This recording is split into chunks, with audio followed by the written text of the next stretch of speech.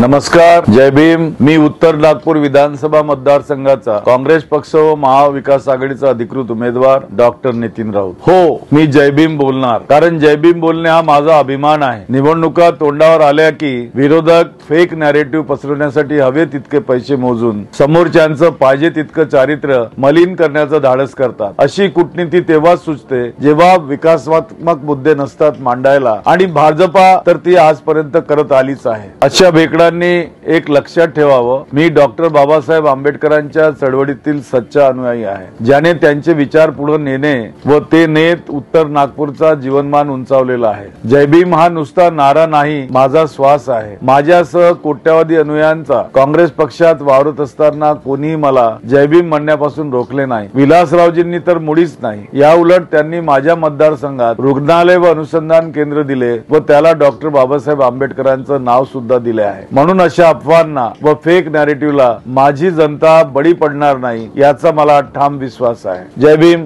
नमस्कार।